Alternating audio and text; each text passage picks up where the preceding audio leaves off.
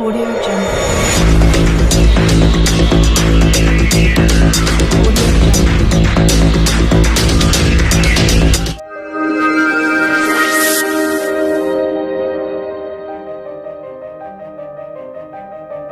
Audio Jungle.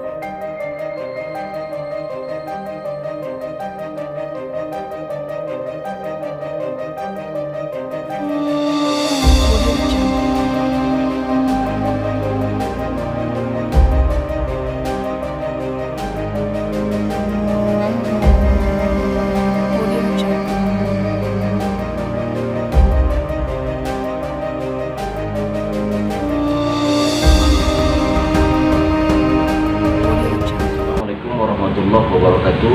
Bersama lagi dengan DNA TV, yaitu kabar seputar santri. Sekarang kita bersama dengan Habib Helmi Shahab sebagai mudir pondok pesantren Darul Al-Mustafa. Baiklah jemaah semuanya, kita akan berbincang-bincang dengan Habib Helmi seputar tentang pondok pesantren ini. Habib Helmi, yang ingin kita tanyakan dan diberitahukan kepada jemaah yang pertama-tama sekali, kapankah pondok pesantren ini dibangun? Yang pertama, yang kedua, siapakah pendiri, pengasuh dan sebagainya? Apakah kegiatan santri di pondok ini? Dan dari mana sajakah pondok santri-santri yang berasal yang berada di pondok ini? Mungkin kepada Habib Helmi yang ada di sebelah saya untuk memperkenalkan dirinya dulu kepada jemaah kita semua. Kepada Habib Helmi kami persilakan. Terima kasih Ustaz Putra Hayatul Lubis. Bismillahirrahmanirrahim. Assalamualaikum warahmatullahi wabarakatuh. Jadi kalau bertanya mengenai sejarah pondok pesantren Darul Al-Mustafa, itu pondok pesantren ini kalau berdirinya itu pada tanggal 17 Agustus 2010. Pada waktu itu Habib Abdullah Hashim Besheban itu mendirikan pondok ini karena ada kurang lebih 40 orang yang boleh dikatakan tidak mampu, dan juga ada ide untuk membantu anak-anak yatim piatu. Kemudian dari 40 orang ini dirangkum oleh Habib Abdullah, Ustaz Abdullah, untuk bisa mondok di sini tanpa dibebani biaya apapun. Masya Allah. Jadi mereka keluar jadi anak Ustaz Abdullah Besheban. Jadi mereka dianggap anak sendiri, dikumpulkan. Itu berjalan kurang lebih sampai tahun 2016. Nah, pada tahun 2016 itu didirikanlah yayasan.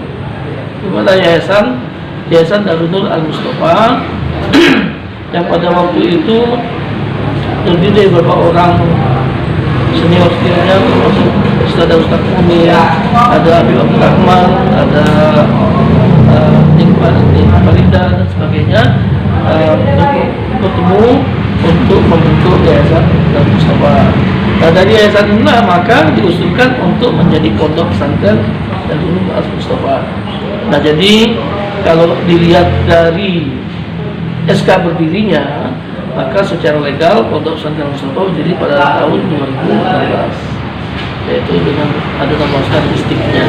Nah, bergerak dari tahun ke tahun, tetap aja 40 orang ini keluar masuk dari 40 itu sampai tahun 2019 yang lalu, 2018 awal akhir lah, itu saya diususkan oleh Habib Abdullah untuk mengembangkan pondok ini.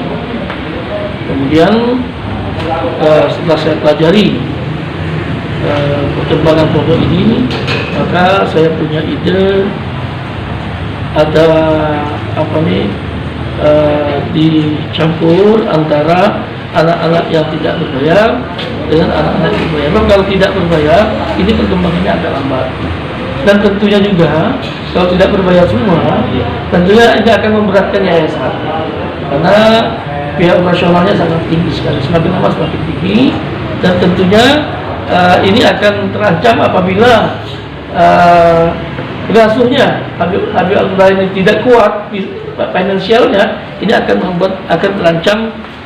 Ini pondok ini akan terancam karena membesarnya biaya operasional. Untuk itulah saya mengusulkan kepada beliau untuk menambah santrinya dengan cara berbayar, sehingga nanti pada gilirannya ini akan ada terjadi subsidi silang. Nah, maka dengan adanya subsidi silang ini kita akan bisa mengembangkan ke program-program lanjut. Maka pada mulai 2019 awal saya mengusulkan pendirian PKPPS. PKPPS itu program kesetaraan pondok pesantren. Di situ kita buat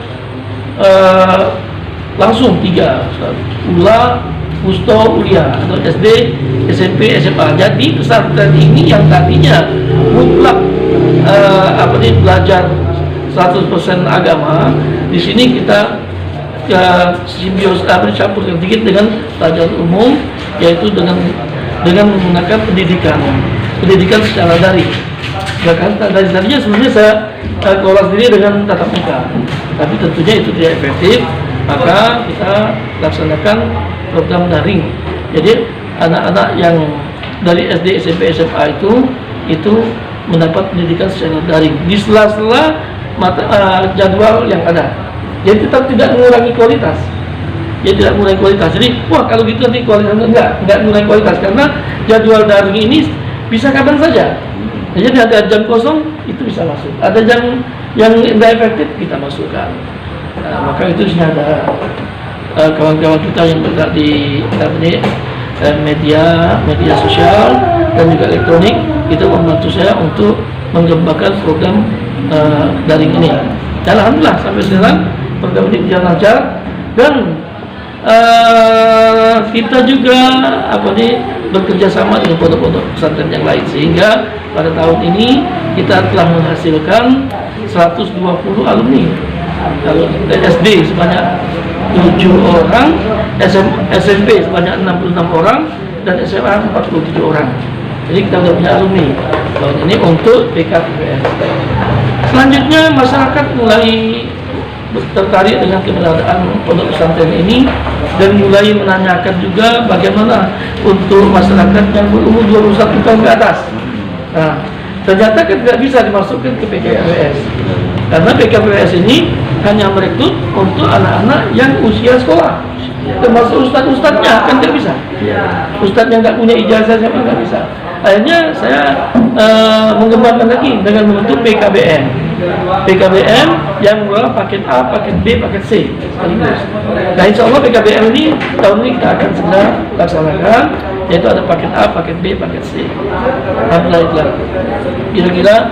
Dan juga untuk membekali kualitas, membacking kualitas, kita juga sudah mendirikan secara resmi, secara legal, yaitu madrasah diniyah, ada yang namanya TPQ, namanya TKQ, dan juga kita sudah punya rumah tahfiz. Ini akan tentunya keberadaan rumah tahfiz ini sangat bersentuhan langsung dengan keberadaan pondok pesantren, karena secara otomatis semua santri yang ada di pondok pesantren itu adalah anggota rumah tahfiz. Mereka berkewajiban untuk mengembangkan tahfiz ini, yang nanti pada gilirannya akan secara profesional kita akan adakan ujian secara lokal di tingkat remaja, bahkan di tingkat semua remaja. Dan kita juga sekarang ini saya sama Abdullah itu selalu bersimbiose dengan Nahdlatul Ulama. Jadi kita juga tidak menutup mata, kita dalam menyusun kurikulum kita melihat ke pondok-pondok yang lebih maju. Kita juga belajar dengan pondok-pondok yang lebih hebat, baik yang berada di Palembang maupun di Sumatera Selatan, bahkan di Indonesia. Bahkan kita juga selalu melirik pondok pesantren yang ada di Hadramaut dan di Mesir, yaitu karena DNA juga itu sudah mempunyai pendidikan yang langsung bekerja sama dengan pihak Mesir, yaitu kita ada Al-Azhar, yang ada SD, SMP Al-Azhar, yang tentunya bekerja sama dengan Pondok Pesantren Darul Mukhtar Al-Mustafa. Alhamdulillah. Karena semangat yang begitu berlebihan, maka tahun ini pun kita mencoba membuka Mahat Ali. Karena saya melihat alumni-alumni kita kalau masuk ke perguruan tinggi umum itu sama aja dengan kita mengulang nol lagi. Rasanya itu tidak efektif. Maka atas dukungan dari Kementerian Agama Provinsi Sumatera Selatan, saya mencoba untuk membuka yang namanya Mahat Ali, yang mana pada tahun ini karena mendapat saran dari Wakil Gubernur pada saat itu yang pernah berkunjung ke sini, beliau menginginkan kita Mahat Ali kita itu berorientasi pada dunia ekonomi syariah, ekonomi Islam. Maka Mahat Ali kita mempunyai tahasus fikih ekonomi Islam. Insya Allah nanti semua alumni-alumni yang ada di Sumatera Selatan khususnya Palembang bisa ikut kuliah di sini.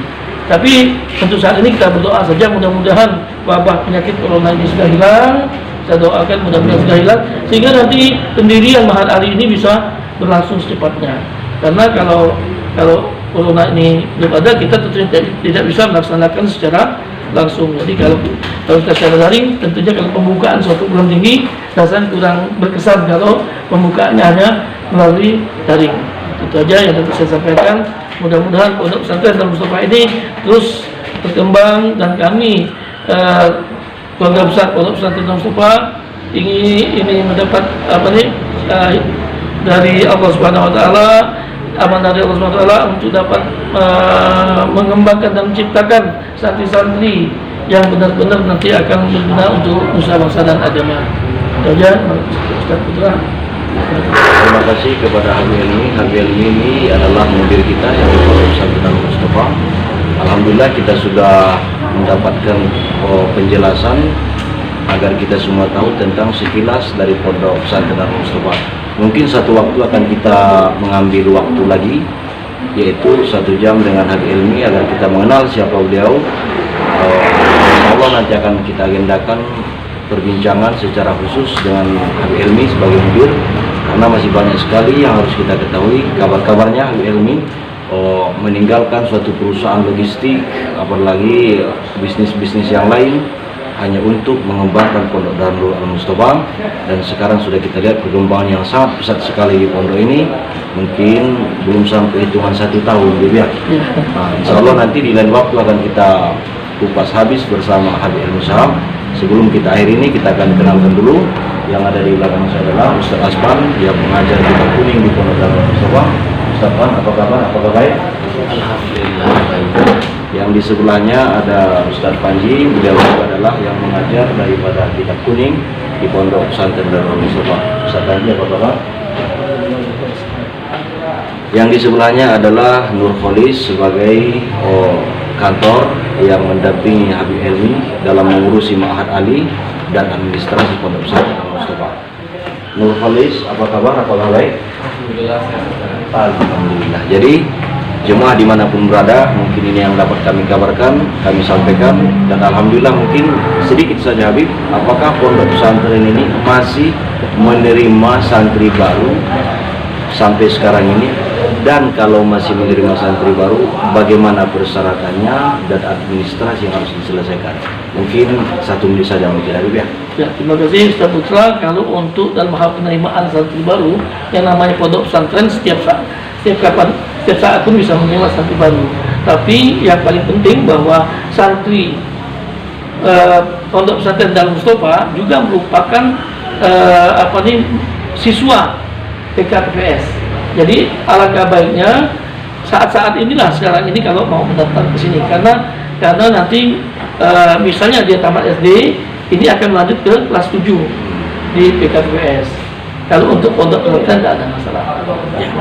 Terima kasih Habib Helmi. Kepada jamaah semuanya, terima kasih kami ucapkan telah menyaksikan pembicaraan bincang-bincang pagi kita bersama Habib Helmi, mudir Pondok Pesantren Darul Mustafa. Terima kasih, mohon maaf. Assalamualaikum warahmatullahi wabarakatuh.